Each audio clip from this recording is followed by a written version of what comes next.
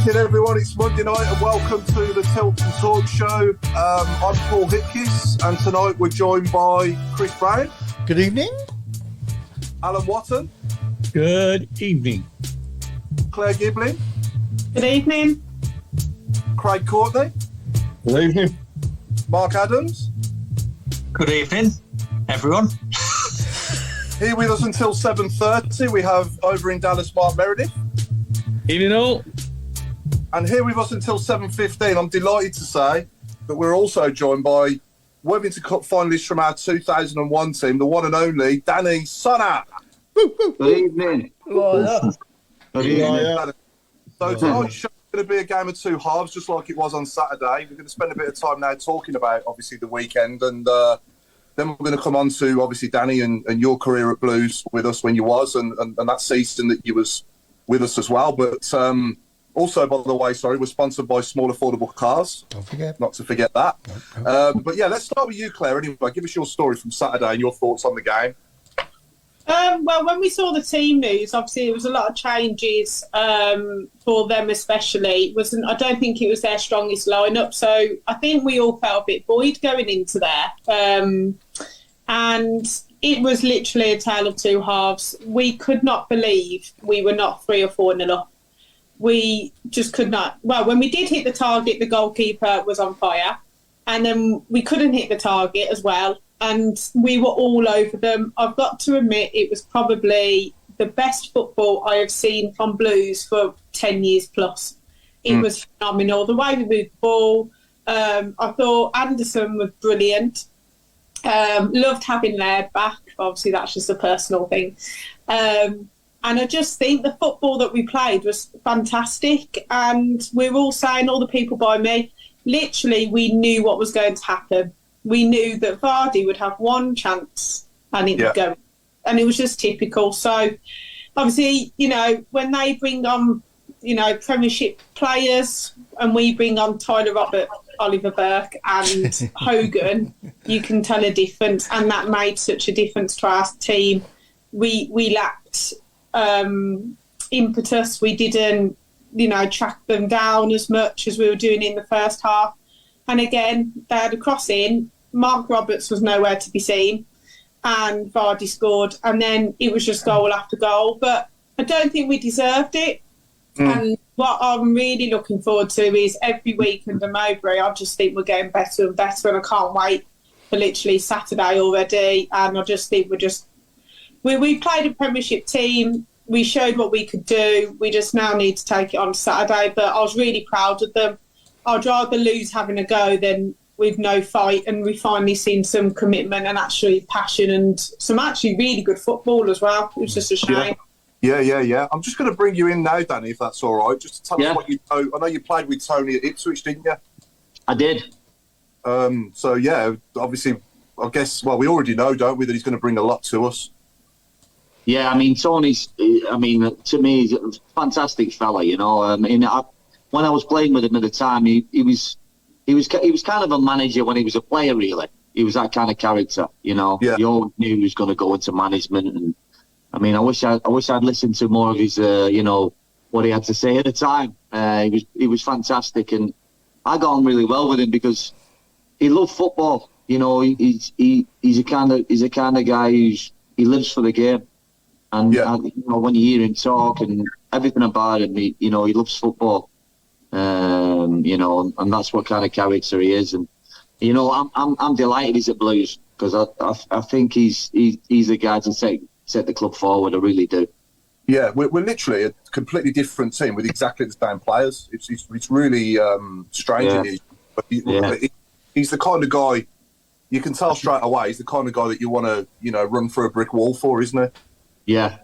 Well, I think he's man management, a lot of it. And obviously it's experience, that he's had. But his man management skills and his work rate, and his to get things right. He's one of the best to me. When I heard Blues were in from, I thought, I hope everything gets sorted out because I think he's one of them. Like I said, he'll get the best out of everybody. He'll definitely get the best out of players that even if they're not as talented as as other clubs. I think they'll get the best out of people. And I think that's what Blues need in a minute. Yeah, definitely. And we'll come on to you next, Robe. You tell us about your journey to the game and how your day went. Yeah. There's like I said, the buzz from Stoke was just that's buzz, not buzz. It was just carried over big time.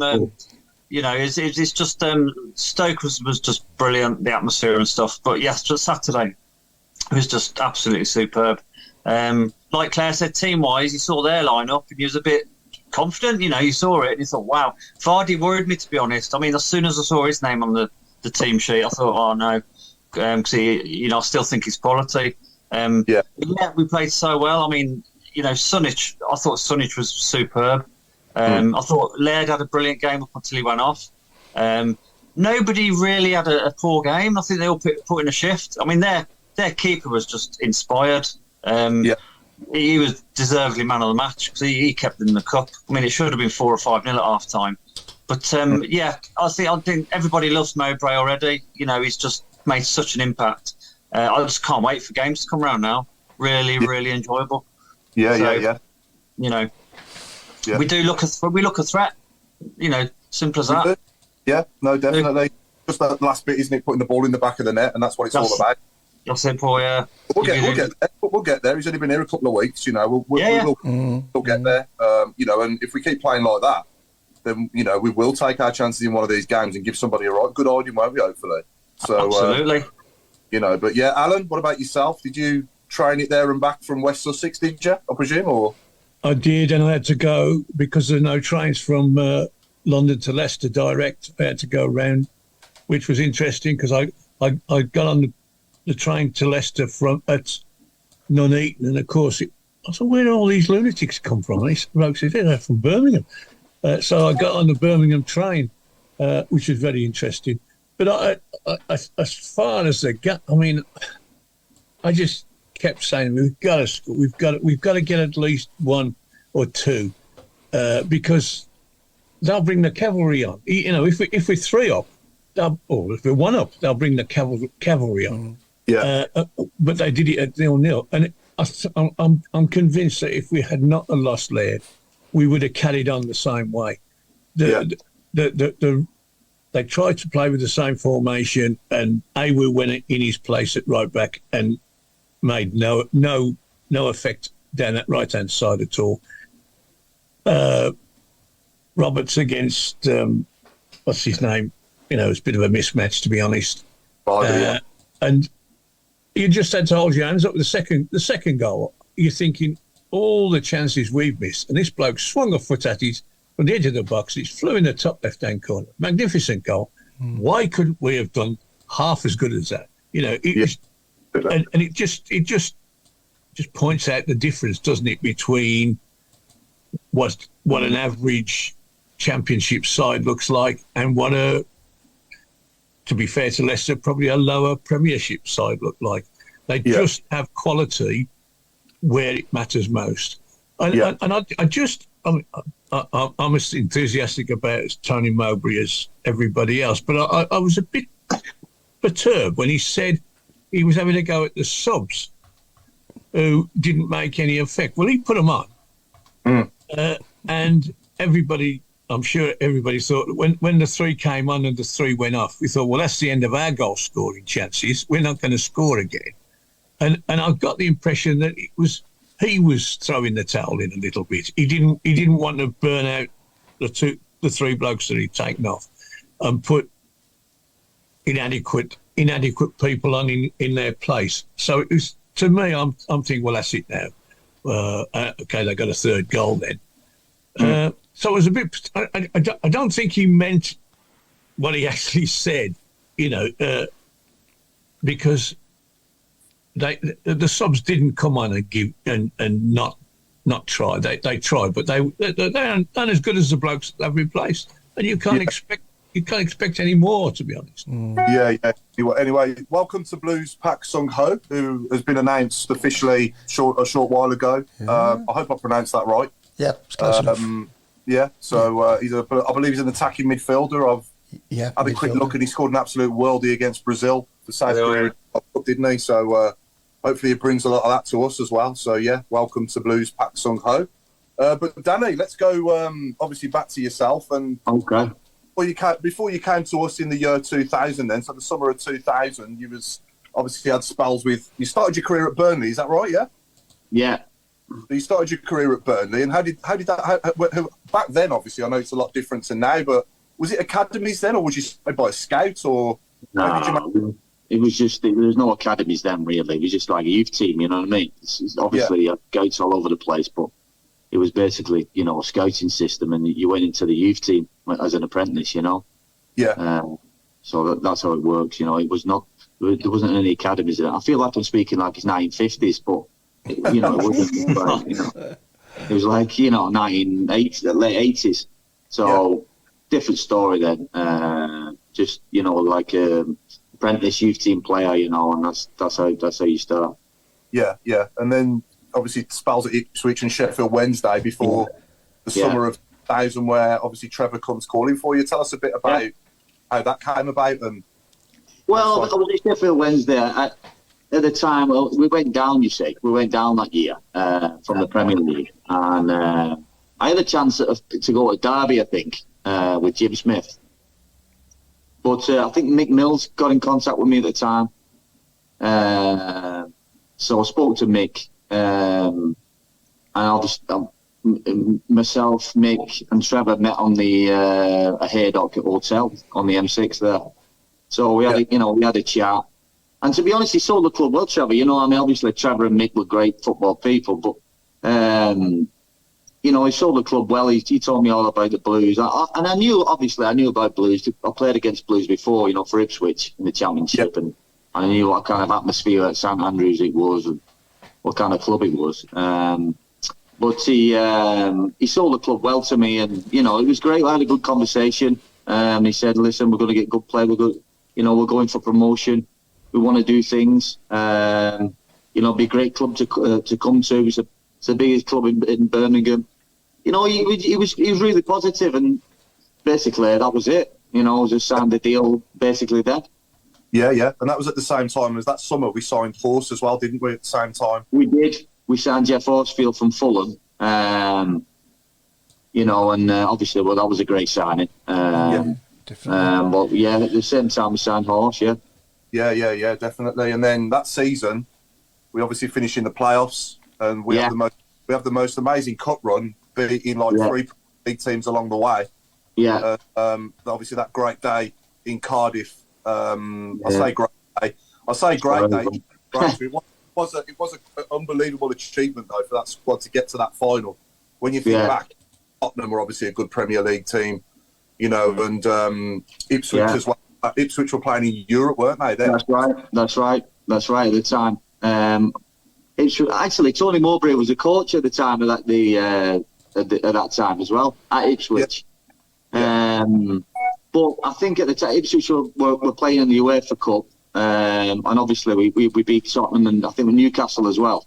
Yeah, who were good sides, so it was well worth it getting there. And then obviously, I'm not going to say the referee's name, but I think we should have had a penalty, and it didn't happen. But it happens. But it was a great cup run.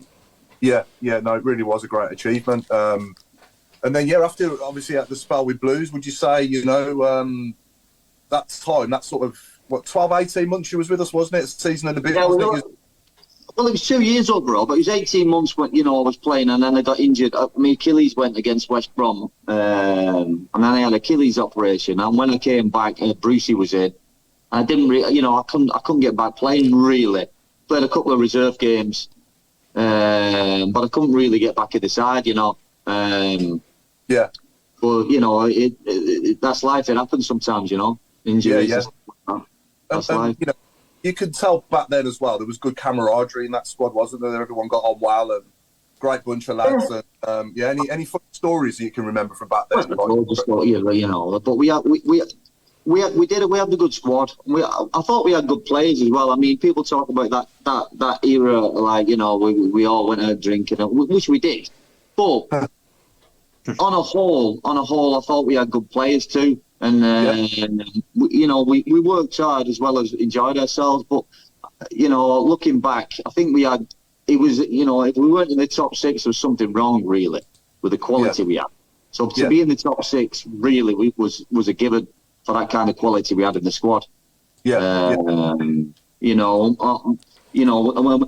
Obviously we played Preston in the semi-finals and got beat. Well, we should have been better than that.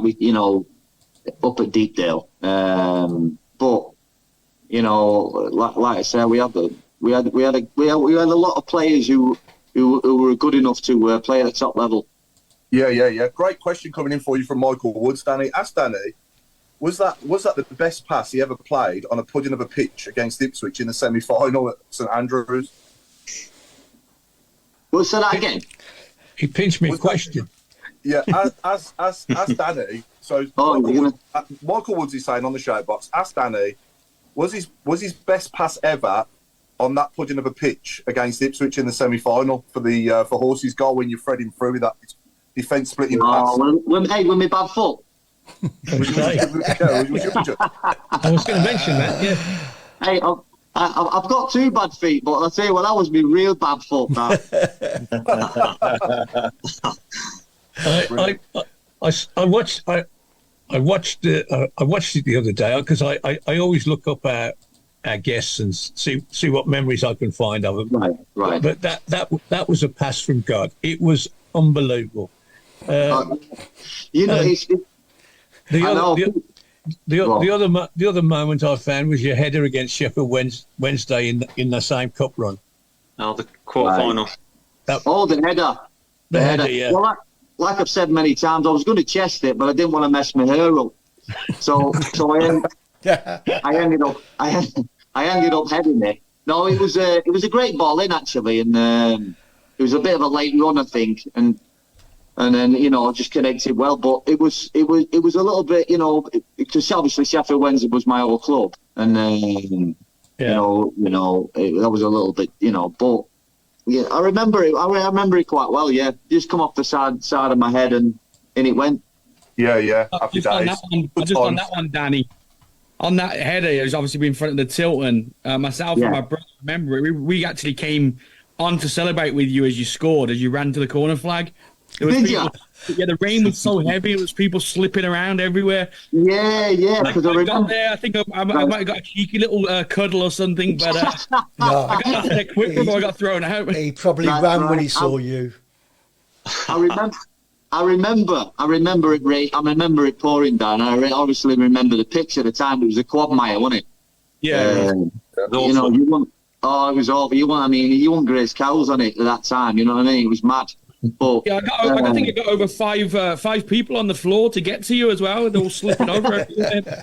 I remember it. Yeah, they're good memories. Yeah, I mean, it's great to score in front of the Tilton. It was fantastic memories.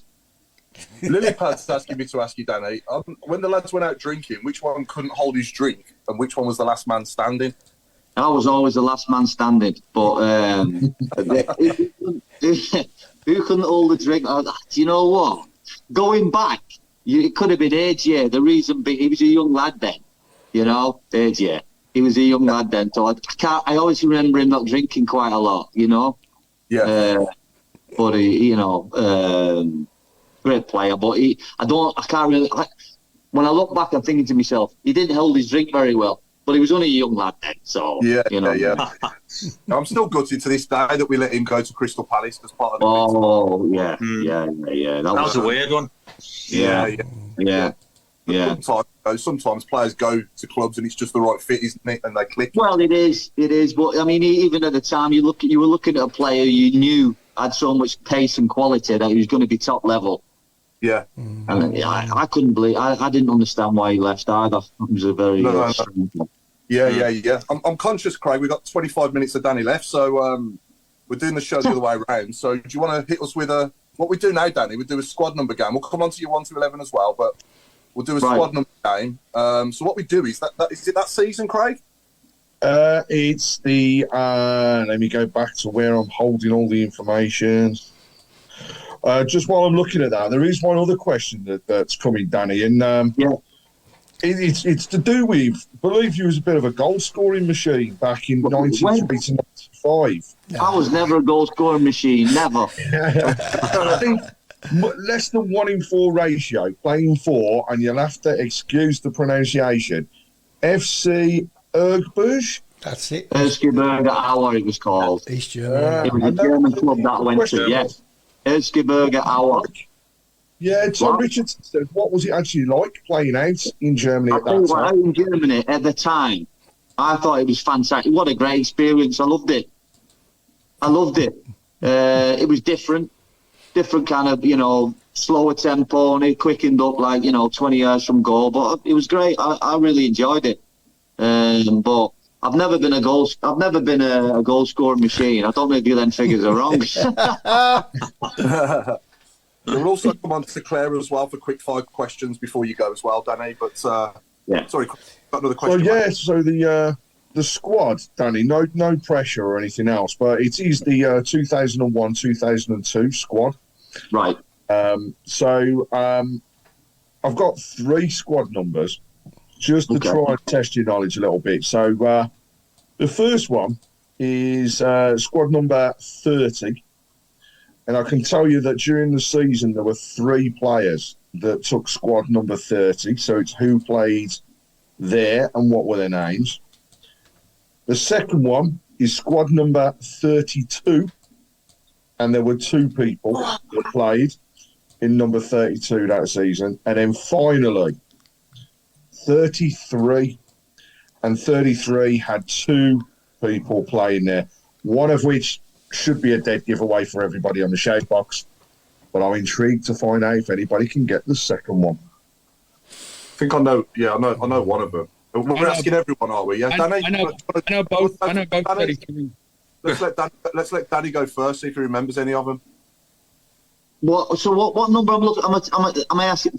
Number 30, right? So number 30 is the first number. There were 3 people that played at squad number 30 that season. 2001, 2002. Yeah.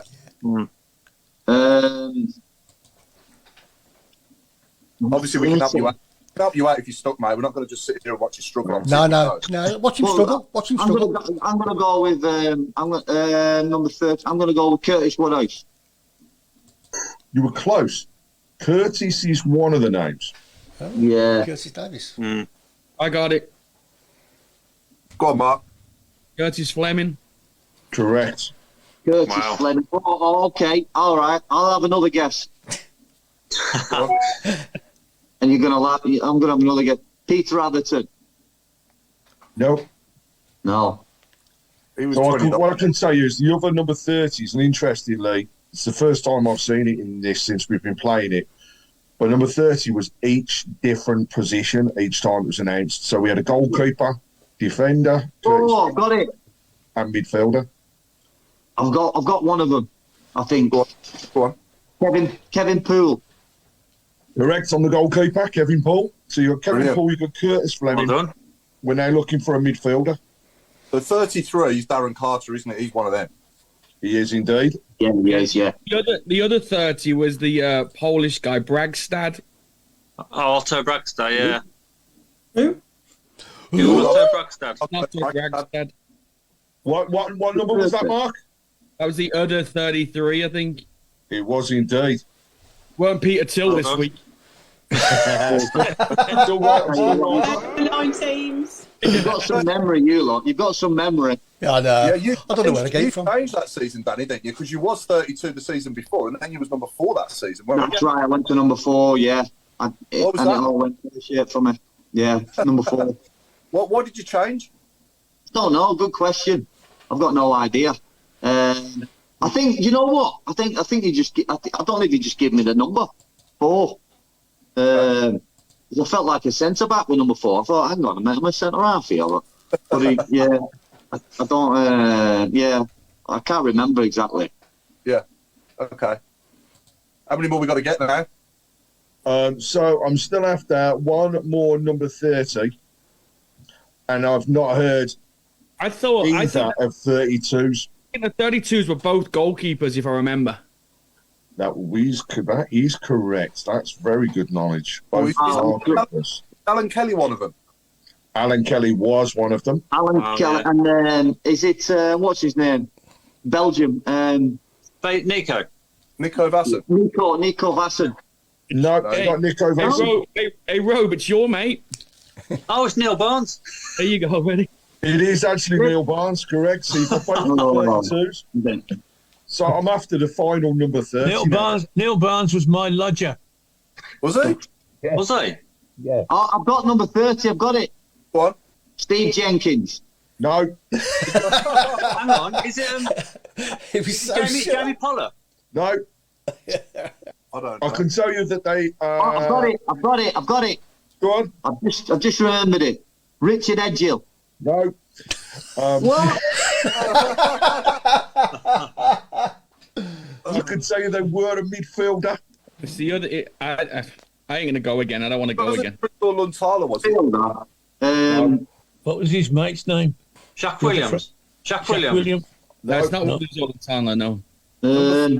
I think I don't know his name, but I think I can't remember his name, but I think it was the other Polish guy we had. We had the one Polish boy that we already said the goal. It was the other one. It is the other Polish guy. Peter Bunk. Schrumpf. Is it Bunk? Who? Is it? Beg your pardon, Mark. Pardon? Is that right? It's not that type of show, Mark. No. It's Arcadius Bonk, wasn't it? BAK. That is correct. That is mean- correct. That is correct. Well done, Mark.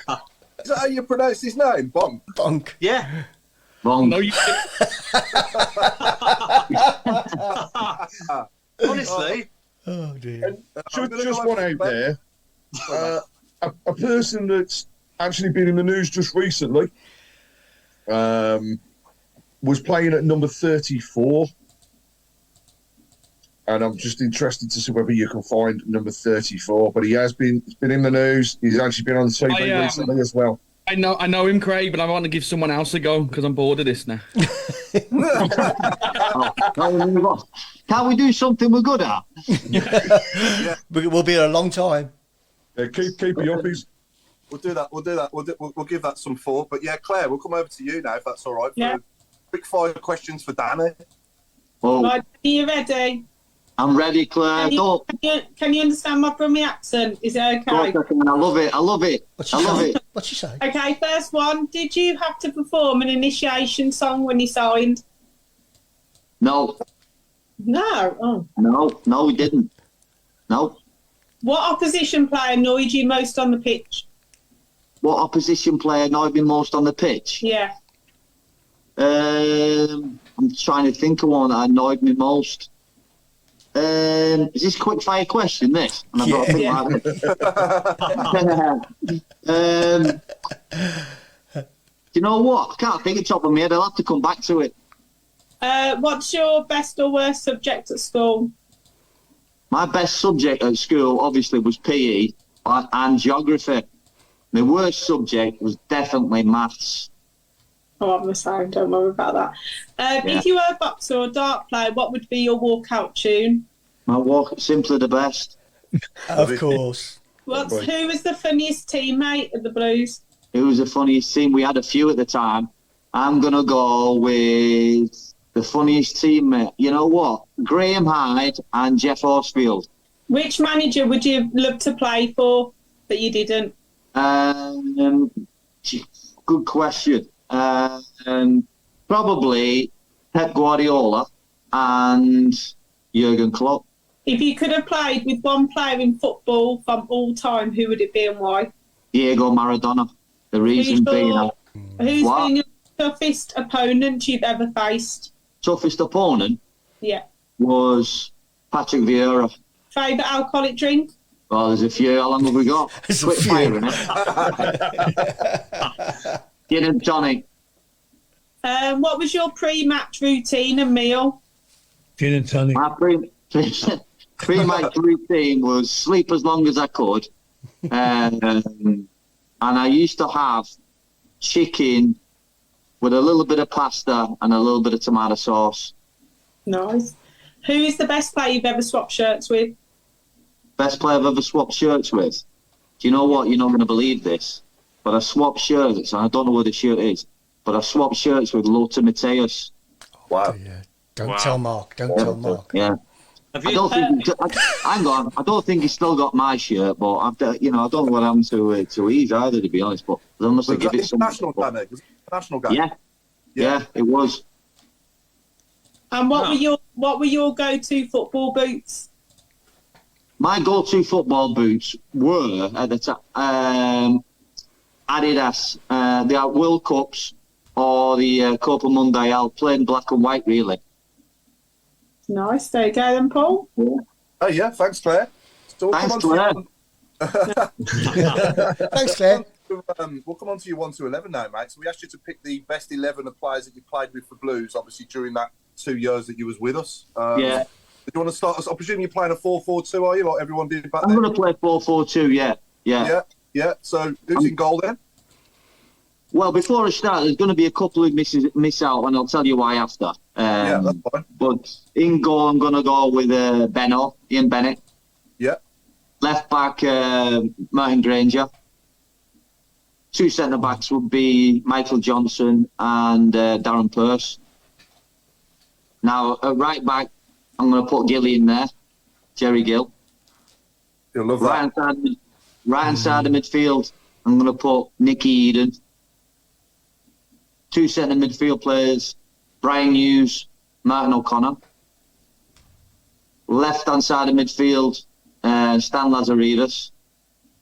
And up top, I'm going to put Jeff Horsfield and Daly Adebola. That team now would finish in the top 6 in the Championship, wouldn't it? Well, they've got to. You'd think it'd be top 3.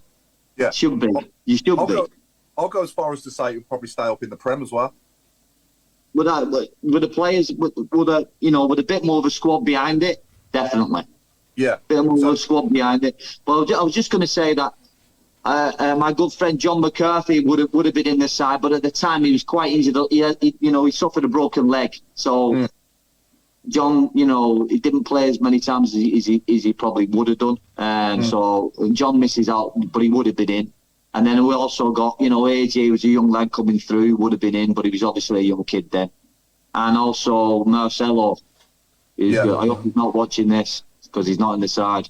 But but Marcelo as well. So there was a few players who would have been in without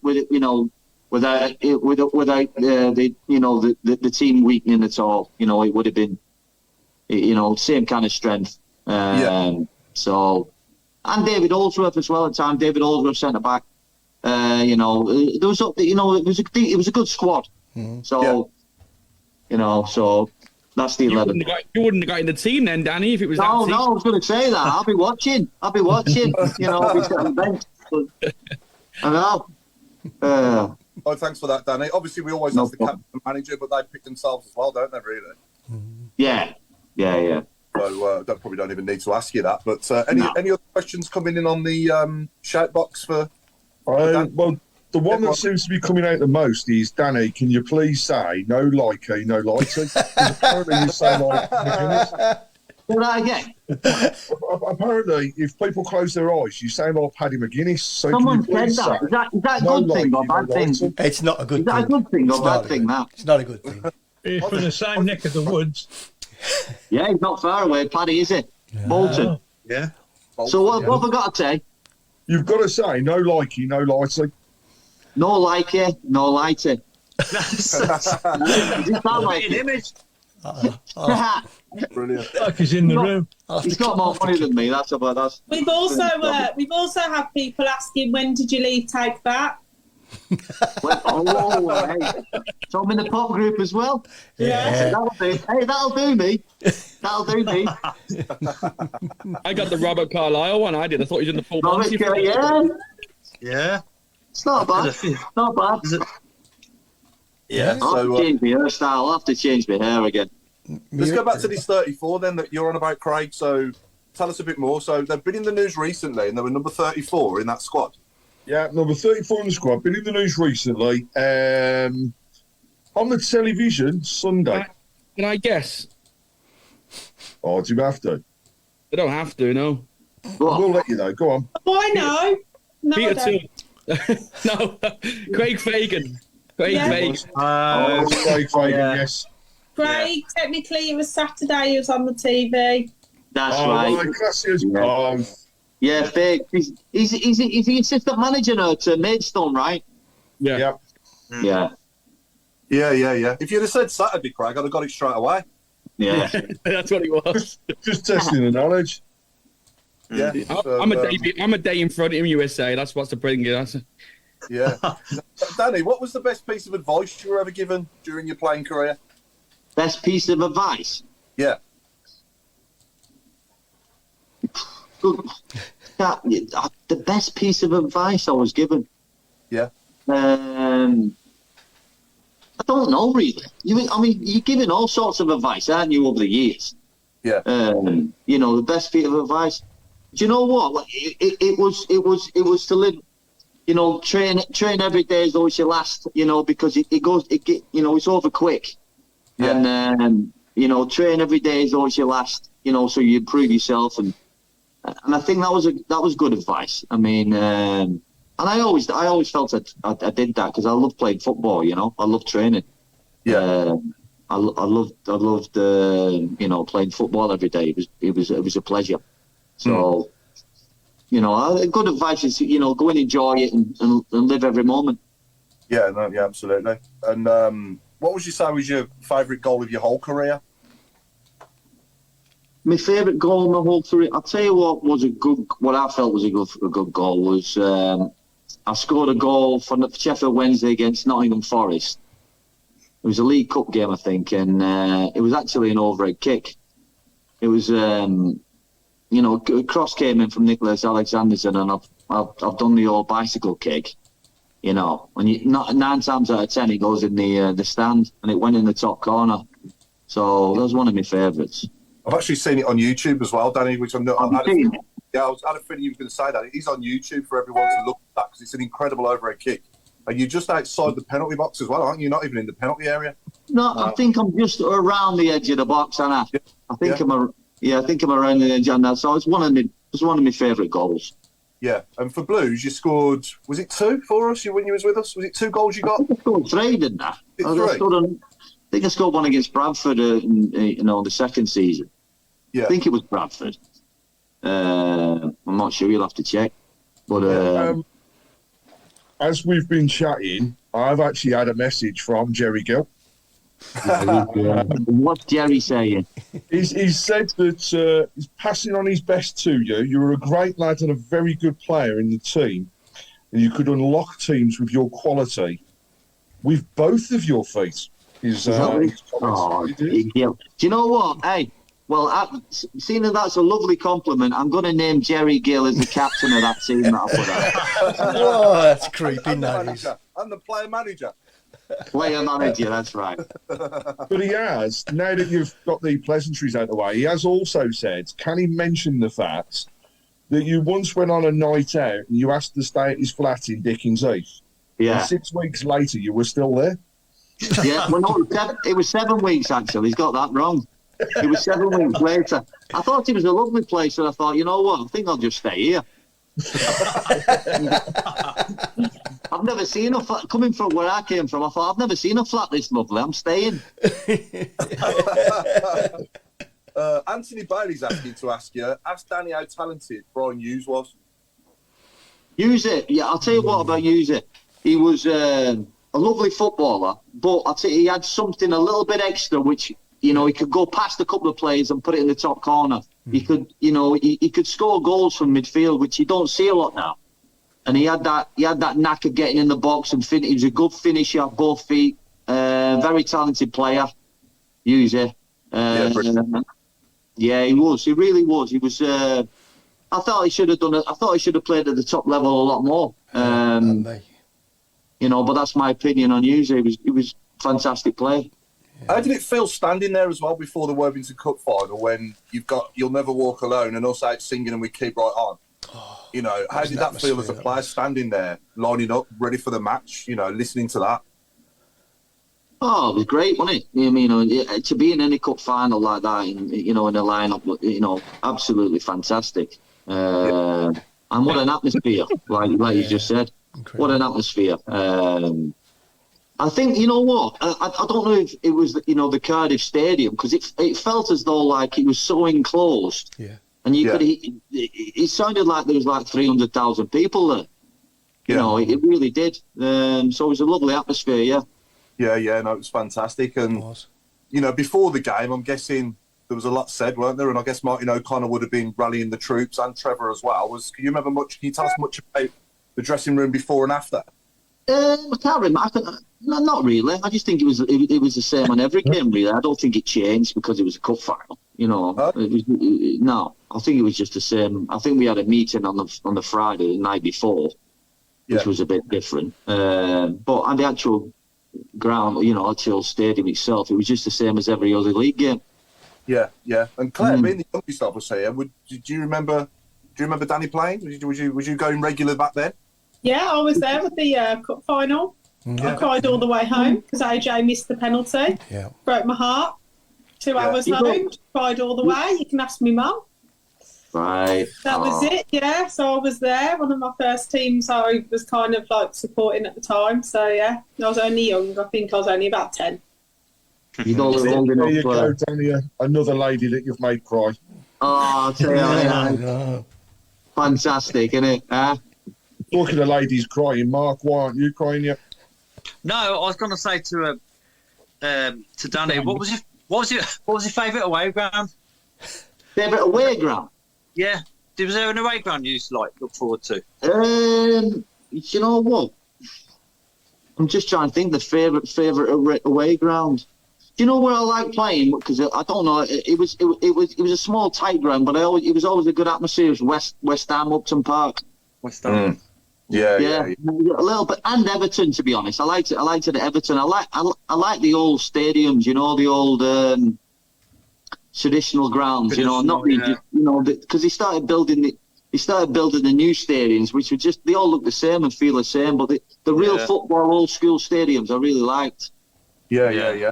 And just very quickly before we let you go as well, mate. Best manager you ever played for, and the best player you ever played with and against. The best player I played with, I thought technically, was Benny Carbone. Benito Carbone. I thought he was technically the best player I played with. Yeah. The best player I played again. I mean, where'd you go with that? There's so many, Scholes, Gerrard, Vieira. There's so many who are on the same level, really. Yeah. So that's a bit. The best manager. Do you know what? I'm gonna put Trevor Francis and Danny Wilson. Yeah. Put them on a level. Yeah. Yeah. I liked them both in different ways. Yeah. Brilliant. Okay, Danny. Well, it's 1:15. No. Paul, can I just say quickly that I got a text message from the Australian Birmingham City. Supporters Club. I'd like to say, give them a mention, Yeah. Brilliant. So I just want to give the Australian Birmingham City Supporters Club a mention, on the show. Good guys, they are. Good guys, yeah. They come on the That's all right. Brilliant. Yeah, we want to say good day to them as well. Hey, worldwide. Blues are worldwide now. Blues are worldwide. They are. Yeah, absolutely. Yeah. And if they can help us get Stan Lazaridis on here, I'll love them forever as well. Well, we never know. We'll try and get Stan on here. I'd love to, yeah. We keep trying. We keep trying. Yeah, so, but anyway, Danny, we'll let you go, mate. Thanks for your time. Thank you. Cheers, Danny. Cheers, buddy. Cheers. It's been a pleasure. Cheers, Danny. Thanks very much. Danny. Goodbye. Bye. Bye. Claire, it's somebody's birthday today. Well, it was yesterday. Happy birthday, Mama Giblin. Happy birthday. Mommy Giblin celebrating. Yeah. Well, I took her to Leicester, so there you go. That was our celebration. Take her to the football. There you go. I think Danny can get off. Yeah, Danny, you just press the leave button now in the top right. Where's that? That's where it is. That was me. I got rid of him, to be honest. it might have been a long time. So. He's probably still talking. Yeah. I hope I haven't got rid of everybody. So Mark Merritt, if you're with us another 15 minutes, mate, aren't you? Before you have to dash. I am, yeah. I'll get the. Give us your thoughts on the Leicester game. I think, just listening to Claire, Mark, and Alan, just got to echo that, really, haven't we? I thought the first half performance was really good. Really pleased. Actually, probably finished the game a little bit disappointed because I thought when we went in at halftime, even though it was 0-0, I thought we could probably come out second half and still have a chance of winning the game. So, but it was just so obvious. It's just so Birmingham City, isn't it? That one attack and one goal, and the game changes quickly. And you're dealing with someone like Vardy, where we talk about all the time about us not having that prolific striker, and there's one in Jamie Vardy straight away, one chance, and Roberts' marking wasn't very good, but the header was a different class again, wasn't it, for the goal? Second goal, Hunstead, was a great goal as well, and then you're 2-0 down and chasing the game. So take positives from it, for sure. Excited again now for the weekend. It's nice to be able to come on the show every week and have a feeling of, on the up instead of being on the down like we were a couple of weeks ago. So, I'm happy with it, and we keep going, and hopefully we can grab 3 points Saturday. Do we think we'll sign many more players before the window closes on Wednesday? Yeah, he needs a striker. I think the Pritchard one. I think he may try to hang on till the summer. There's the fact that if he's going to spend money, why don't he trying to get him on a free in the summer if he does definitely want to come? But I'd hope to bring a striker in, and then I think that might be it. And then you might see a couple of the younger boys go out on loan, but we'll see. We'll hopefully the Sandersons, Bakuna, and Graham come back and get back quickly, so we can still have our full squad back and then going from there. Yeah, definitely. And give us your prediction as well for the weekend at the Baggies, because I know we normally do it at the end of the show, but you're not going to be here. Yeah, it's going to be tough. I'd take a draw. I'd take a 1-1 there. I think, I wasn't impressed with them yesterday, but I also thought it was men versus boys at times. It was a Premier League quality in Wolves against, a championship team. You could see it at times, and obviously you had the crowd trouble and stuff, and I'm sure you guys will talk about that later, but there was a different. It was 2-0 by then anyway, but it was just a different feel to the whole game. And I think Albion will come into the game up for it now. They obviously don't want to lose 2 local derbies in a week. But we're going there full of confidence as well, and I'd come away with a 1-1 draw for sure. Yeah, I'll take that as well. Should we do that now? Well, I was just going to say, Mark, there's a few questions that have come in on the message board actually for you. Really? Yeah. Really? I know. It's almost as though they think you know what you're talking about. But one of them is, what's your thoughts on the fact that we could end up seeing 3 midfielders coming in, and does it mean and potentially signal the end of JJ with us during the window? And then also the final question is from Steve Job, who was just saying, Bielik in defence, do you think that that's actually a stroke of genius from Mowbray's point of view? And how do you see that progressing? First one, I think, I think it's signalling JJ's end at some point. Maybe not in the window now with only 3 days left. It depends on what we get. I think that they already planned that by the summer he's gone. So I think that, bringing in others, again, looking at Bakuna's injury right now as well, we don't know how long that's going to be. Obviously, we just look at newspaper talk. So he's building a squad. He's bringing his own players in, which every manager does. And I really, you have to trust in him, and I think he'll pick the best 11 regardless of who he brings in. He'll pick the best 11 on match days, if that's the players that are already here or new players that are coming in, because he's still got Dizal coming back that couldn't play Saturday. He's got the Korean boy that's just joined. So I don't think we'll see any more midfielders coming after those 2 really, but we'll see. I think we definitely need a striker, and if there is a striker, someone next to Stansfield almost straight away. And then the second question, I think we talked about Bielik a little bit. I like Bielik as a player. I think we need him in the team, but I think what he's done is he's taken him out of the fire, so to speak. He's struggling a little bit in the 6. So I think he's taken him out of there and he's put him back into a position that we know Bielik's played before, so it's not like it's a brand new position for him.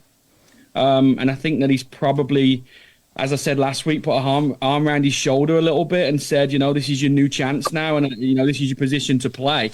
And I do think that we'll see Bielik there the rest of the season, and then it'll be the competition between Sanderson, Roberts, and Long, and maybe Ayew as well in that position. What I'd like to see is a couple of the loan players go back. just to open up that little bit of a window for any other loan people to come in throughout the year. I think sometimes we just overflow that with too many players, and then we don't have any options coming into later on in the season. So Burke for sure for me needs to go back if that's even an option. And I'm still not 100% convinced on Ayew. I don't know. He's going to be 2.5 million. I think they were talking about at the end of the season. I don't know if he's worth that, honestly. No. It's that decision now, isn't it? So if we want to buy him, or do we want to just end that one as well? Yeah, the two for me would be Kevin Long and Bielik at the back. That'd be the two. 100%. I think Long's the better one to have, and he's got a lot of experience. It's a shame because I like Sanderson, but we've talked about it again. I'd like to see Bellick as captain if he's going to play centre-back. Those two centre-backs, for me, can see the whole field from where they're at. Yeah. So I'd like him to be given that band if Sanderson don't come back. But again, Mowbray's probably got his thoughts on who he wants there to lead the team as well.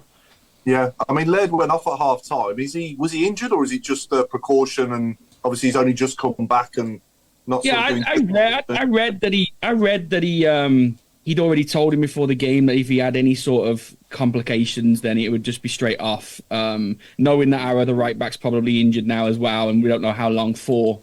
So I think it was more of a, coach, I feel a little bit of stiffness in it. It's been a couple of months. And I just didn't want to risk it in that game. Now, I think if it was a league game, if it was the Albion last week, he may have got another 10, 15 minutes to trade out. But I think getting, a little bit like Alan said, I think you throw your towel in a little bit in the second half against Leicester, knowing that if you go out the cup, you've still got, a whole half season of the league to keep your position in there. Yeah, no, definitely. And there's a lot of comments around who should stay and who should go, actually, following this conversation. And Ayew, a lot of people saying, actually, no, for that sort of money, we can't even think about signing him. Few people passing comments on Sonich being captain at the weekend and actually how it's continued to see him improve. But I think there was one particular comment around, do you think that this was an opportunity to butter him up so that he takes a big pay cut and stays on with the club at the end of the season? I'd like to see Sonich sign again, but I do. He has got to take a big cut in salary. But I'd like to see him stay. Yeah. And outgoings. Do we think we'll get many outgoings? See Hogan for one, Paul. I think. I can't see Hogan having a future past May. I could be wrong, but isn't he out of contract in the summer anyway? He's out of contract in the summer. So I think a lot of the players will probably just sit now with however many. Is it 2 or 3 days to go? I can't see anything drastic. I think JJ will stay. I would sign Cody Drame. I would. I think he's versatile. I think he's done nothing wrong. He's got better game by game. I just think, I think Sunjic, I think he was really good captain. It was surprising. But the only thing with Long and Bielik is the pace at the back, while Sanderson's got pace. That I worry about those two at the back. But I think what he was trying to do as well is you saw Bielik moving into midfield like the Man City-Liverpool way. They tried that out at the weekend and it did look good. So, I mean, that's something to look out for. But obviously, it does leave a massive hole. And who would you rather have there in the hole? Would you rather have, Long there, or would you rather have Sanderson? So I think that's an option anyway moving forward.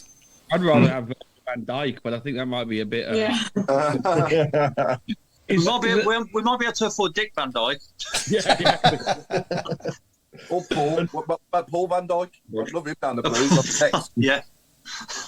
Is it Long's contract up at the end of the season? Yeah, he's up in the summer as well. Yeah. Yeah, there'll be loads gone in the summer, but I mean, like in this next couple of days, we're likely to see. I think a lot of loans for the young kids, Oakley and players like that, will go to the smaller teams, some of the lower league teams. But I don't think we'll have any shock big transfers out of the window. I'm with Claire. I don't think you'll see JJ now in 3 days, but I do think he's already planning for May, not having those guys around. Now he's starting to bring people in to fit those gaps and give them half a season to get themselves ready and going again. So a lot of people saying Hogan to Sheffield Wednesday they still think will happen, but on a personal side of things, unless we've got somebody lined up, I don't think he'd go because it would just leave us so short in the striking positions. Yeah, I mean, when I like I say, yeah, Hogan I see going in May, but I think he'll be here for the rest of the season.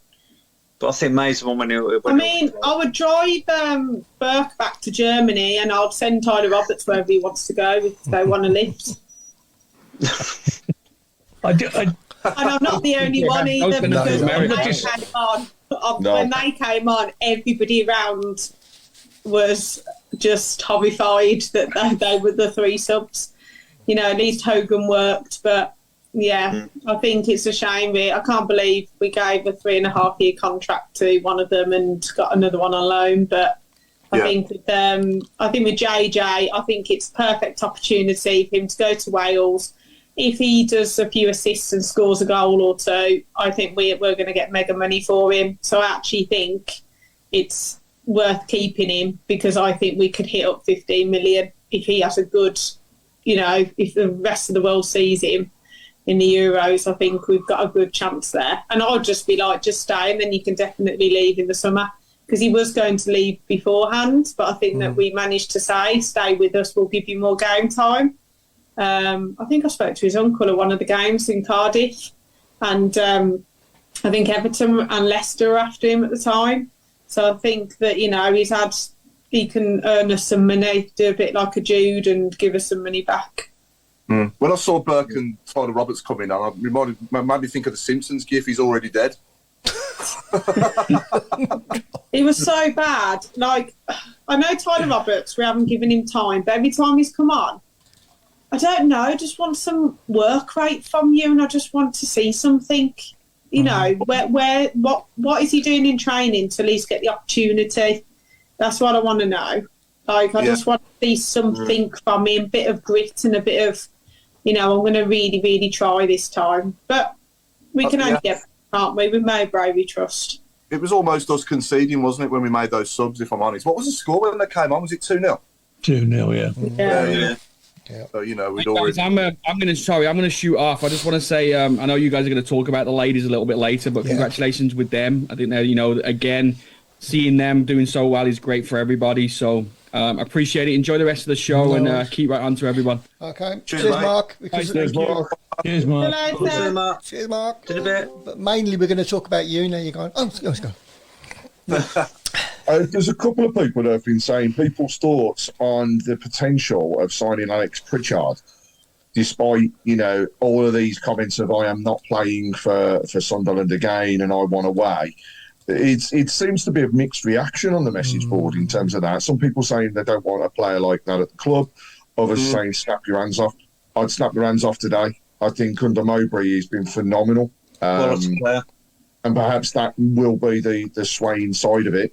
He's out of contract in the summer, so a cheeky offer may well get him. And I believe that those cheeky offers may well have already been made. A couple of clubs are after him, Craig. I mean, I know Coventry want him, and I know there's a club in Turkey as well. Yeah. I've got to say as well, it was great to see Tom Wagner, obviously, in and amongst the fans again, and putting his money behind the bar and, getting photos with our fans. And we've got a hell of a guy there, haven't we, at the club? I mean, and he was actually singing some of the songs. Where he was singing. He was there Sunday as well. So, not only did he do that at the Leicester game and buy the drinks for fans there, but on Sunday, we arrived at the stadium, went through the turnstiles, and we're all given vouchers for drinks. So he bought everybody as well at the ground at the weekend or on Sunday, drinks in the stadium. So it's across the board, in terms of what he's doing. But also, he made a point of coming out to the fans. So he came down to his seat. He was like, I'm not sitting down. Straight over the barrier. And he was in mixing with people, having the chats and the conversations. Half-time, a couple of people asked him to come down into the middle aisle. So he did that, and he spent time doing the photographs with people, the selfies, the conversations. It's just a complete difference to what we've had for... 12, 13 years beforehand, and it's just huge. Just to have him there was a big pickle. and to see him interacting is just massive. Well, it's not a gimmick. It's not a gimmick, is it? I mean, back in August when he was doing all this, I must admit, I thought, is he just doing this for 5 minutes? But you know, all these months later, and he's still doing it. And when you do see pictures of him and clips of him, he does genuinely seem like he's enjoying himself. He loves it. Yeah. Loves it. Yeah. We've got a guy there that cares about us, who's putting his heart and soul into it, isn't he? And I think we are going to go places under his leadership. I really do. I do. It's not going to happen in a short space of time, but I'm talking in the next sort of 3 to 5 years. Yeah. We'll be in a much different place than what we are now. Well, what do we think about the stadium name change? That night. Yeah. I think it's exciting. It was always going to happen. There was always a naming rights thing there. It had been done once before, but nobody ever knew what had happened with the money that first time around.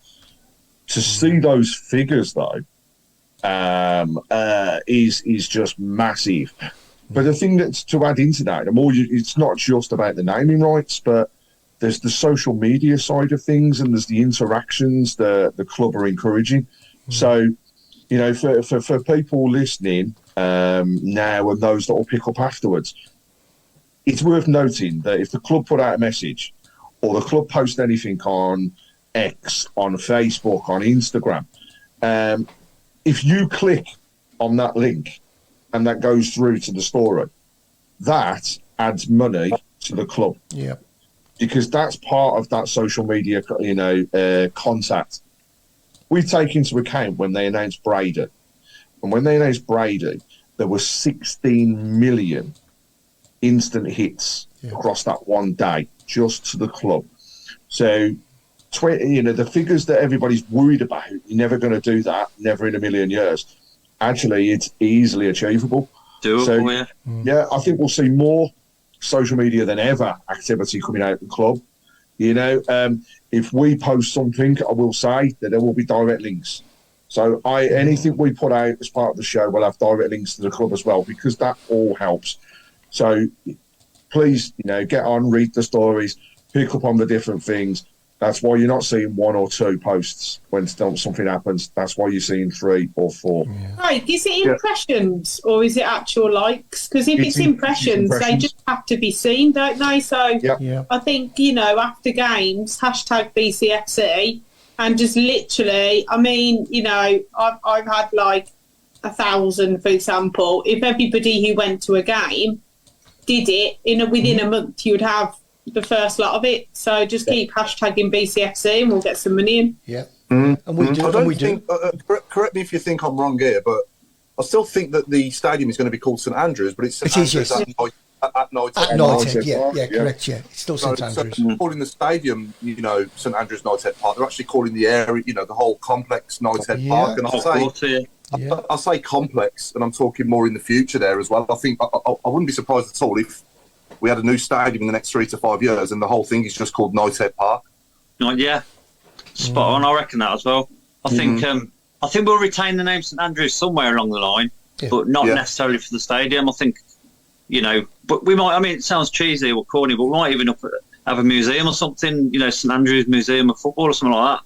Do you think they'll keep it for the academy and the women, though? Like, wouldn't they do it similar to the men, considering it's down the road and that's what they're trying to make, like a park like Man City? Because that's what Brady wanted, wasn't it? Yeah. And it would be a shame to put, millions and millions into the stadium for it to just be knocked down again. Surely that wouldn't make any sense. So make a new stadium for the men and then keep the other one for the academy and women's, and they're all within touching distance, aren't they? Yeah, good idea. Whatever happens anyway, it's going to sound a damn sight better than Trillion Trophy Stadium. That just made me cringe. That was horrendous. But anyway, Alan, mate, are you going to the Baggies on Saturday, or are you going to watch it from home or listen on the radio? I'm going to watch it from home. It took me an hour and a half to get my Leicester ticket, and I won't bore you with the details, but it was very, very difficult. And once I'd achieved that, I switched on to see if I could get an Albion ticket, and I didn't expect to, and they'd sold out before the Leicester tickets had been sold out. So, no. I mean, funny, we were talking about the incident at the Albion on Sunday. Yep. Mm. Now, I'm a well-travelled, as my son likes to call it. I sneak in the home end when I can't get a ticket, which is 9 times out of 10 you can't get a ticket for Blues, and one learns how to behave. QPR, I'm a regular visitor. I'm a member at QPR, and I go to the same fixture every year. Nobody ever questions me. Do you remember the 4-3? Yeah, I'm saved the penalty again. It was very, very difficult to keep your hands on your backside on that day. Wasn't too bad last year because it was a pretty poor game and we won 1-0, so we didn't get too excited.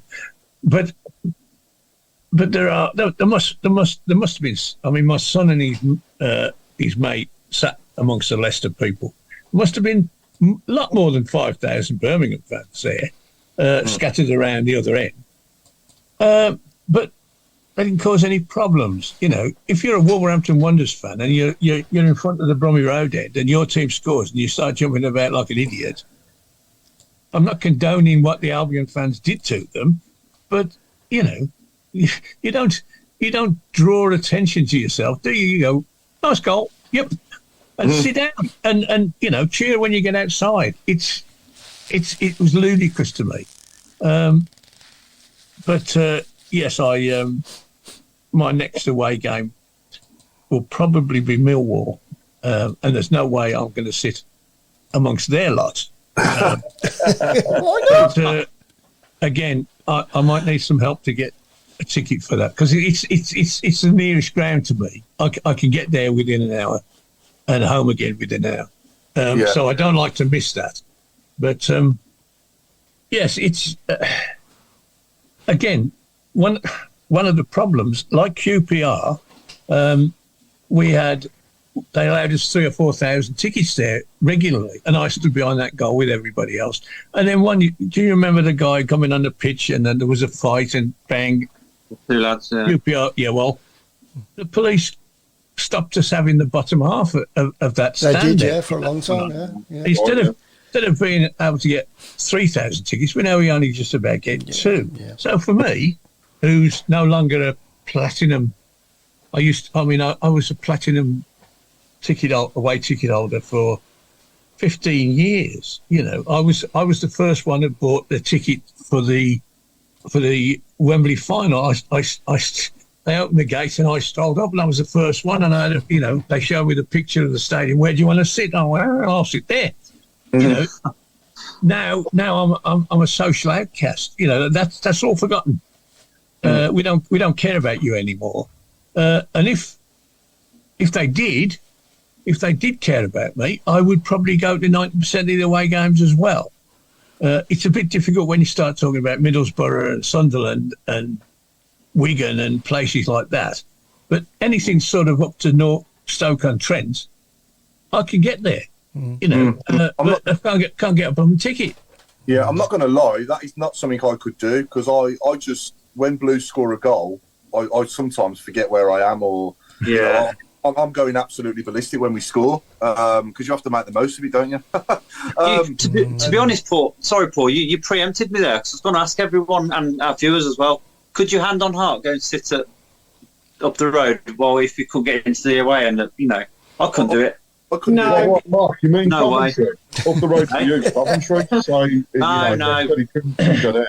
Be serious, Craig. Hey, Mark, I couldn't sit in the home end in any stadium and watch the Blues. No, I couldn't do it. I'd rather not. I'd rather not go or watch on telly if I couldn't. I couldn't sit in the home end. Has anyone else ever actually done it? Yeah, is it confessions time? Yeah, I've done it. I have. Yeah, I have. I've done it at Albion a couple of times. I've done it all in the past. I just get the normal tickets. I've got to admit, though, I think the Blues didn't do very well with the platinum and gold against West Brom, and now I've got my Sheffield Wednesday ticket today, and they changed it to platinum, then gold. So I think that's something going forward. I know a lot of people that I go to away games with that haven't got a ticket to West Brom, considering it's down the road. It You know, I think thankfully they've kind of apologised for it and things like that. But I do get where Alan's coming from. I think that sometimes, you know, if you move away or things like that, I think obviously it's harder. I do think that they need to do it over a period of time because, you know, you can't help life circumstances. But then at the same time, you know, if you got some of us that go to Sunderland and Middlesbrough and things like that, do you know what I mean? I think it's always going to be a hard one because everyone wants to go to West Brom away.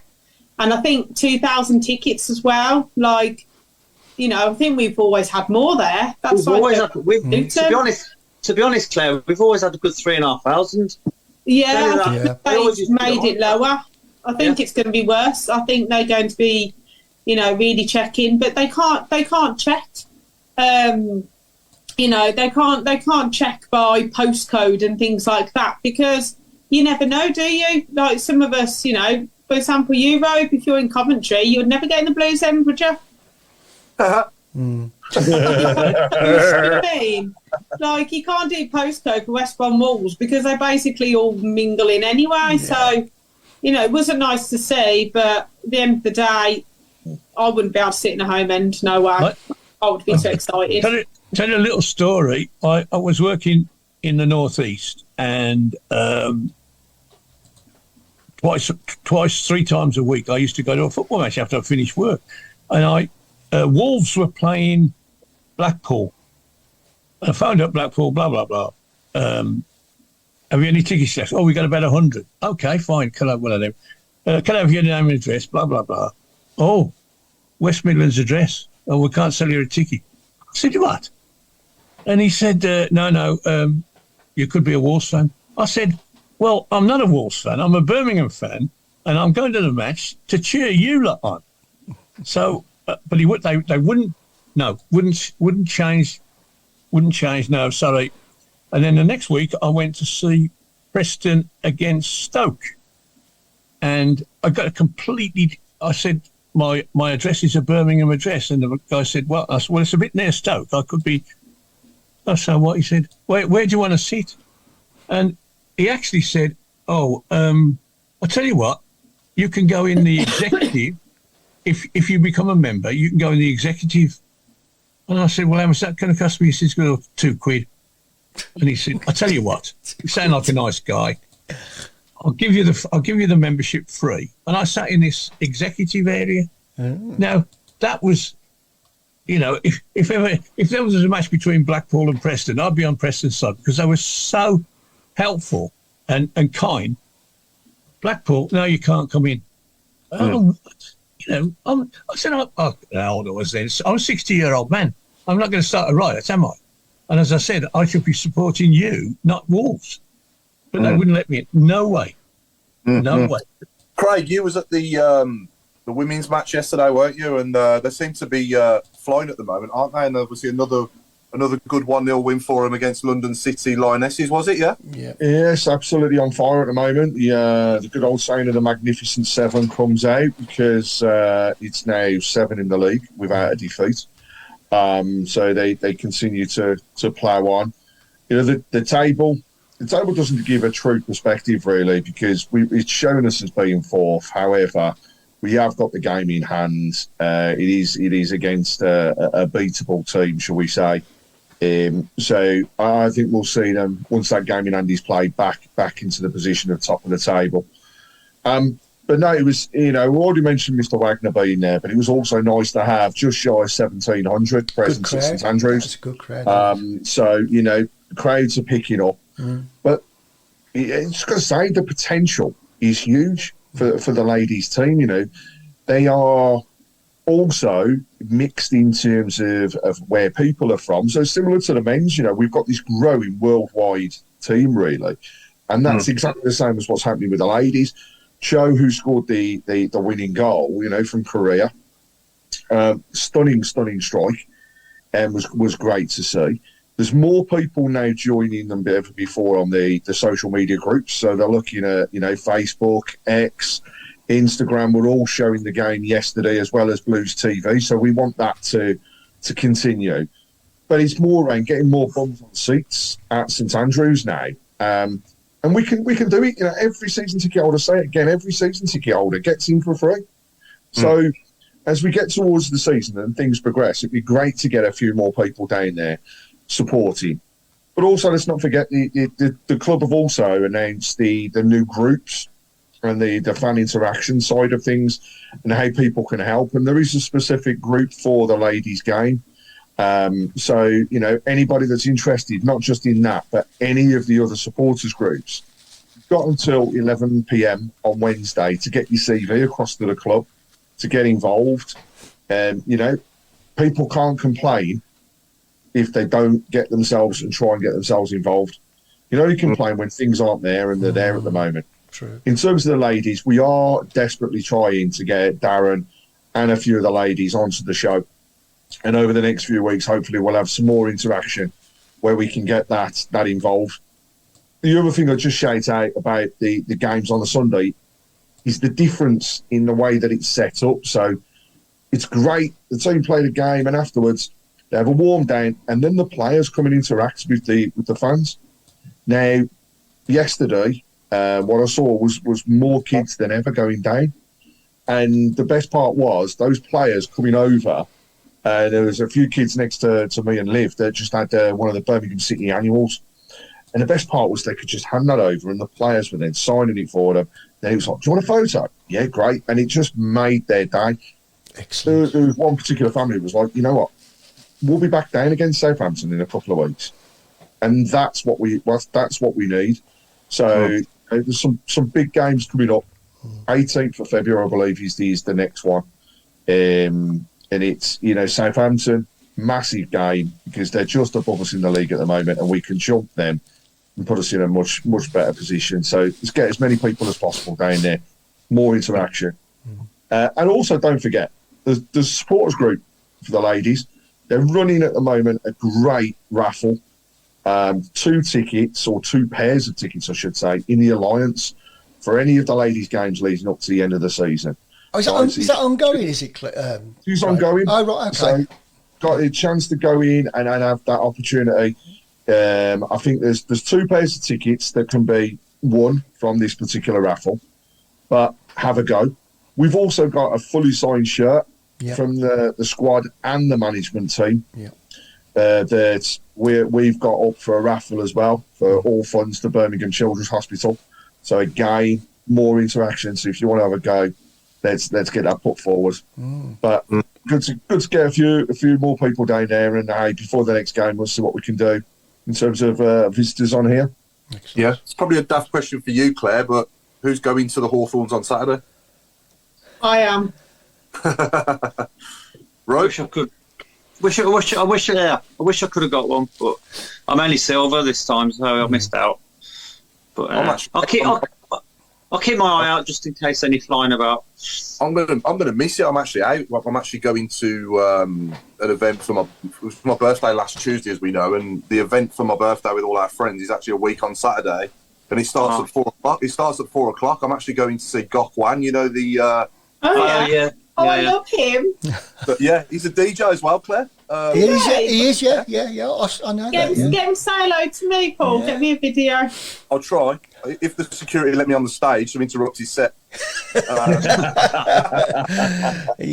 Probably not. Yeah, we're going to go and watch him perform from 4 till 9 on Saturday. So I'm really looking forward to that. And I'm actually with a Baggies fan as well, who's a good friend of mine. So I'm hoping we win it just so I can wind him up all day. Yeah. So, Can I just say about the ladies? Sorry, Paul. Great performance against West Ham. I mean, they really outplayed a Premier League side. I'm very, very impressed. Now, Sunday they were a bit jaded, to be honest. They got an early goal, and there didn't look like another goal coming in the game, did there? There was, but full marks to them for being jaded and never looked like losing the game. And the old saying, if you can play poorly and win, you must be a good side. And it wasn't the greatest spectacle, but you've got to admire the attitude of the team. It was excellent, and I can't wait. I mean, can't wait for the rest of the season because they should win this league by a cancel in the end. I mean, it was so heartbreaking that our game was called off last week because we'd have beaten Reading by a street, and we would have been sitting there, after this week, proudly on top of the league. We did go up a place after Sunday from 5th to 4th. So we're moving in the right direction, but you can't see them getting beat again. To be honest, I mean, I'll probably kiss of death that is, but you just can't see anybody beating them. And it would be so good to get back in that Premier League, and we'll be playing them like over the road, and who knows what we can get for that. You go to Tottenham and Arsenal and Chelsea, and they have 20,000s there. It's an absolute, it's a must. We must be, if our women's football is going to take off and be serious, we've got to get into that Premier League as soon. And I wouldn't mind a little bet that we're still in the FA Cup, and there's no reason why we should go a long way in that. No. That would be. I mean, I've seen them in one cup final, which is a bit of a disaster to be honest. But it would be great to go there again. I'd take my grandkids and all that business. I really hope it just carries on as it is. It's so good at the moment. Yeah, no, I'm delighted. I was just going to say, sorry, Paul. There's been, I know, Mark's dropped off now, but he was very worried over the fact that Sam Mullett had actually met up with Mark Robe, and we haven't really heard from him. So, just like to say, he's been on their message board a few times tonight, and Sam, we're glad you're up and running, and we do feel sorry for the fact you had to sit with Mr. Robe. So, but thank you for making him feel as though he had a friend. Oh, brilliant. Did he hold his hand? It was all a ruse. I'm delighted for Darren Carter that he's managed to turn it round, because it wasn't the best of starts, was it? So I'm over the moon for Darren that he's managed to turn it round and get us performing well and being consistent. But also, those obviously that follow our page might have noticed that we've got some exciting stuff on the agenda in the next sort of few weeks, couple of months, and we've got some good special guests coming on, and we're doing a live show as well, aren't we? Yeah, can I just give you a quick heads up for the live show? Because that's on the 26th of February. There are very few, there's a limited spaces there, so you need to get in touch with one of us and we'll book you down. But that's on the 26th. It's a £5, and all proceeds go to charity. Thank you. And you mentioned the guests, but we've announced this afternoon, but we've got the trio of captains coming up. So we're seeing, first of all, Stephen Carr on the 12th of February. So he'll be joining us from out in Spain. So that'll be good. Quickly followed the following week by Michael Morrison. So a great servant for the club as well, and looking forward to that one. And we end with the Shrugger himself, Harley Dean, in early March. So we've got some great guests coming up, and they're going to be ones to look out for sure. I mean, Harley played over 200 games for us, didn't he? I want to say. Yeah. 191 was his final total. Yeah. That's on Wikipedia, Craig. That'll be just in the league, so it's over 200 including the cup. Over 200 including the cups, yeah. Yeah. How many goals did he get? Got to be at least off. I want to say 14, actually, just off the top of my head. Go on, really? Get that double checked, yeah. It's a few. What? He was in Bromsgrove, wasn't he? I don't know if he moved. Yeah, he was living in Bromsgrove. Yeah, he used to go to a pub that me and my best mate used to go to, just literally down the... Because my brother's mate lived by him. Yeah. I think his best season for us was when he was with Michael Morrison, wasn't it, under Gary Monk? He was excellent that season. Yeah. That's season. Everybody played well, didn't they? Yeah. Yeah. But any more on the shout box? We've got any more coming in? No, quickly, but just regarding the live show, we have absolutely no idea how it's going to go. So you're going to be all part of this big experiment. So here we go. Are we doing it as a Q&A? Are we actually going to? We're going to do the show. What we're doing now? We're going to do it on stage.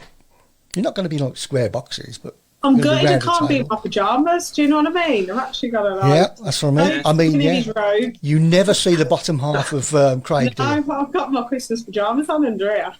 Have you?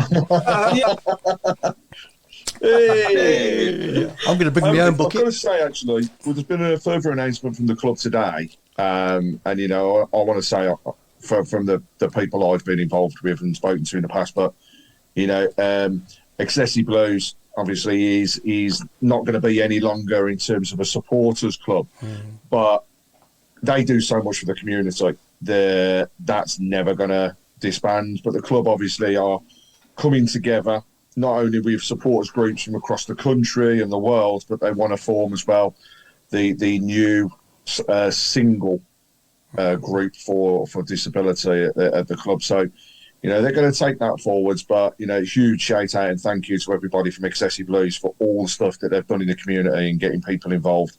I know, Claire, you see them quite often at the away games, but their support is second to none, and that will continue. I'm just laughing at Pete Taylor's comment. Under Mark's robe is a full body tattoo of a robe. Are you holding there, Mark? Are you holding your phone for all this time? No. Well, I'm using my feet. What? No, I'm only joking. I normally have it propped up. I'm just Pardon? relaxing at the minute, so yeah, I'm holding it. I'm more concerned over the fact that just so that Mark thought he had friends, apparently he even bought Sam Mullet a chocolate bar. So not only is he being there to say, be my friend, but he's bribing him. Well, you know, it's you know, you got to do what you have to do. Anyway, it's all new to me. It's all new to me. Let's go around the room on predictions for Saturday. I'll start with 2-1 Blues. I'm throwing it out there. Claire? I was going to go 2-1 Blues or 3-1 Blues. I feel like, you know, they can't big up for a derby against their arch rivals. We've got a chance to play like we did against Leicester first half. See us getting a win, but we'll see what happens. Craig? I want to say that it'll be 2-1 Blues, but I think we'll end up with a draw. But I'd take that going up there. But I think the other thing is Mowbray's return back to the Hawthorns, and you know they loved him there. So hopefully we can pull it out of the bag. But I'll still go 1-1. We are a bit of a bogey team from at the moment as well, aren't we? It's been a while since they've beat us, so I don't want to put the kiss of death. But you know, we are in a good moment against them, aren't we, over the last couple of years? Mark? I've got a funny feeling it'll be 0-0. I don't know why. I just think that they'll want to make up for the Wolves game, and I think we'll. I don't know. I just got a feeling it'll be a draw, and I think it'll be 0-0. Might be his first 0-0. You know, Mowbray's had. Okay, Alan? 1-0 1-0 to them. to us. Oh, 0-1. Yeah, you know, we'll have to create 15 or 16 chances to get that one, but one it'll be. Okay. If we put the same side out as we started with on Saturday, I think we'll win. If we don't, then we're going to have to score more goals than that because we're going to concede. But I think one way or another we'll do it. Yeah, hopefully. Chris, last but not least. Yeah, I think like watching the Albion against Wolves, I think there's going to be goals in it. I'm going to go for 3-1 Blues. Nice, that'd be nice. I remember going there years ago when we done them 3-1 when Dealey, Adibola got one. Yeah, I was at that one. Yeah. Peter Unlove and was it Marcelo who got the third one? Or the other Marcelo as well. Yeah. A Hogan hat trick. Yeah, that was that was last season. Yeah. Just before we drop off, the area I was mentioning, you know, in terms of fan engagement, it's actually called Blues Matters. So I will post the link in there, but there are groups for the supporters of the women's football, which will be led by Ellie Yates, and Hope Hell will be the club representative for that. We've got the Equality, Diversity, Inclusion. So Dr. Clinton Farquharson is the supporter going into that, with Lungi being the club representative. We've got a Heritage and a History area, which will be led by Malcolm Henry, and Dale Moon will be the club lead.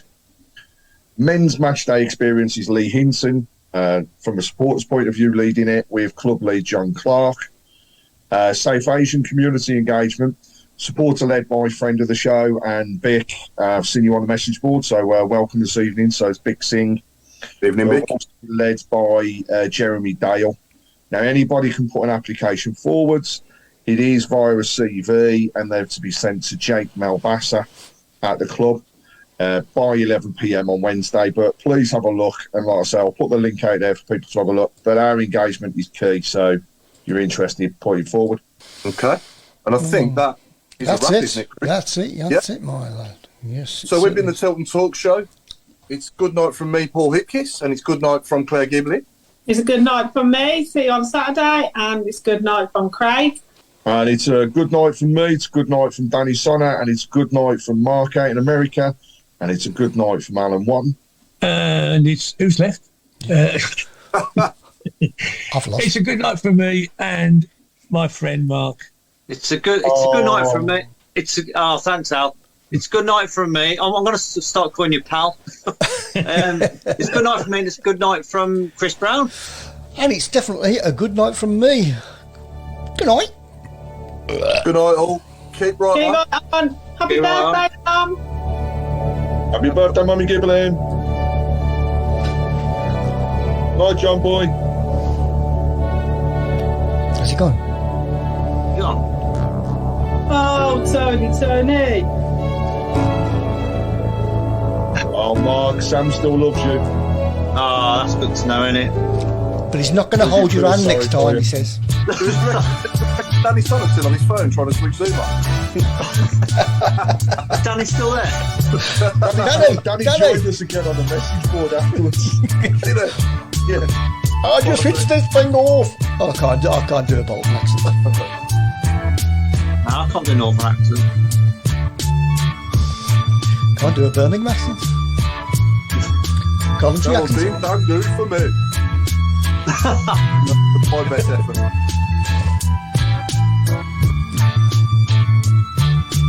Anyone else Aki. do Northern accent? No, Aki. No, Aki. No, Aki. Whoa, whoa, whoa, whoa! The best thing about playing for Blues. The best thing about playing for Blues. Whoa, whoa, whoa, whoa! Great impression of somebody from London, Mark. He had Northern parents. I find some friends up north. I'll pay for you to go. Oh, good. You're a pal. Stop swearing. Mama Giblin's in. Great show. Thanks for the birthday messages. I know, she messaged me all night going, thanks. Good night, Sam. Good night. Nice. I love you all.